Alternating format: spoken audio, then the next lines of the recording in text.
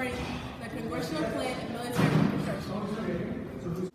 Hi, I'm Valeria with Apush News, and today we will be covering the Congressional Plan and Military Reconstruction, two key concepts that emerged post-Civil War.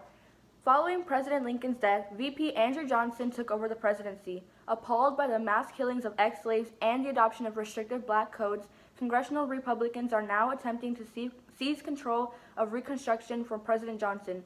This is known as a Congressional/Radical Reconstruction Plan. An inside scoop from members of Congress, specifically radical Republican members, reveals that President Johnson has in fact been impeached. Now with Congress taking over Reconstruction, everything will change, hopefully for the better. Now diving into the topic of military reconstruction. There have been different opinions on the Military Reconstruction Act, which divided the South into 5 military districts. Each district was placed under military leadership, and new elections were held with voting only allowed by Congress's approved voters, most of which were former slaves. Despite the contrasting views on the act, it was still passed, and we must carry on with Reconstruction. With best of luck to the Union, we will now switch over to Autumn and Crystal. Let's talk about voting in the South. In January 1870, the Mississippi State Legislature elected Henry Revel to the U.S. Senate. Revel was the first African American to ever be elected as a senator in America. He was born in Fayetteville, North Carolina in 1827. Senator Garrett Davis of Kentucky challenged the right of African Americans to be seated in the Congress as Senate. But later on, African Americans were elected in the House, returning to blacks serving in Congress during the Reconstruction. The Reconstruction state government repealed the act and expanded the right of both blacks and white farmers to vote. The Grant administration faced one corruption scandal after another. First, Jay Goode and James Fisk, the leading bankers of the country, tried to corner the nation's gold supply and thus control the economy. Advanced several cabinet offers were charged with taking bribes. Lastly, the whiskey ring. Elected officials, government employees, whiskey makers defrauded the U.S. Treasury of excise taxes on whiskey. Over 200 civil and revenue agents were indicted. Grant's secretary, Orville E. Babcock, resigned.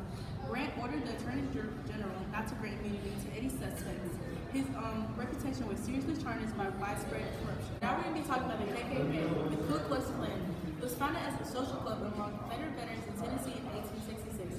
It's not the first secret organization against black people, but it's one of the largest. It Canada wanted to ensure a reign of terror against the Republican political leaders in both races, including teachers in the black schools and the children. Their main goal was to end Reconstruction and return the South to white rule. They assassinated Congressman James M. Hines, members of the South Carolina legislature, and members of the state constitutional convention. In an effort to defend Reconstruction, Congress passed several enforcement acts to protect the rights of black people. During the slaughterhouse cases in 1873, groups of butchers in New Orleans challenged the rights of Louisiana legislators to grant a monopoly to one meat packing company because it violated the 14th Amendment. The court ruled that the 14th Amendment did not include such rights. During U.S. vs. Cruikshank in 1873, William J. Bill Cruikshank, a white participant in the attack of Colcac, Louisiana, was indicted with federal charges for violating the rights of black people who were killed in the attack. 3 years later, in 1876, the Supreme Court ruled that the charges were unconstitutional. Cruikshank took away their right to bring federal charges against those who attacked African Americans. During the Civil Rights Act of 1866 and 1875, they were passed by the U.S. Congress in an effort to make full citizens of and guarantee the rights of the freed slaves.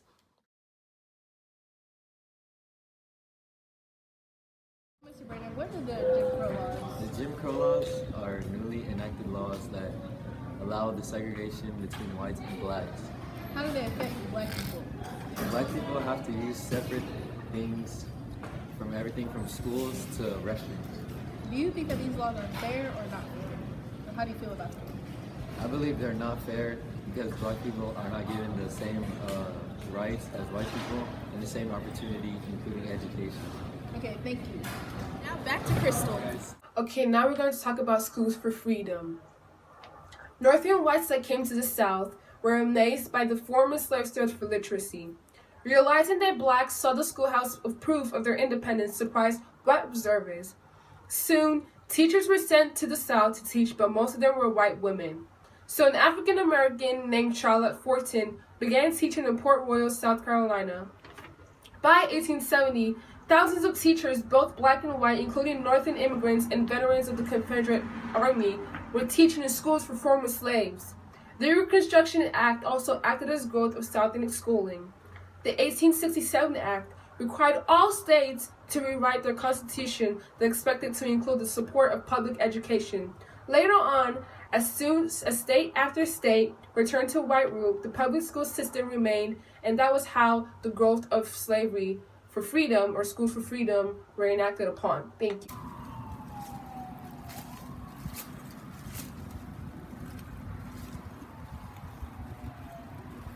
Today I'm going to be interviewing Patrick. He's a slave in the South. Hey Patrick, so what is sharecropping? Sharecropping is a form of agriculture where we earn half of the crops that we work for. And how do you feel about it? Well, it's really nice, but at the same time, our owners are creating stores where they sell clothes to earn part of the money that they lost. You think it's fair? Yes. Thanks guys. I'm here with Apush News. Who do you support during this time of Reconstruction? I support the Southern Republic. Are you from the South? Yes. Why are you called the carpetbaggers? We were given this name by the Scalawags because Scalawags think that we came here to the South to be rich, but really we came here to help the South with Reconstruction. So you support the South during Reconstruction? Yes, ma'am. In the Plessy versus Ferguson case, Homer Plessy, a man of mixed color, bought a first-class ticket on the Louisiana train. Since he was a man of mixed race, he was required to sit in the colored section, but instead he ignored the rules and sat in the whites-only section, thus causing Ferguson to sue him. Okay, so who won the case? Ferguson won the case, and I decided that whites and blacks can legally be segregated. Okay.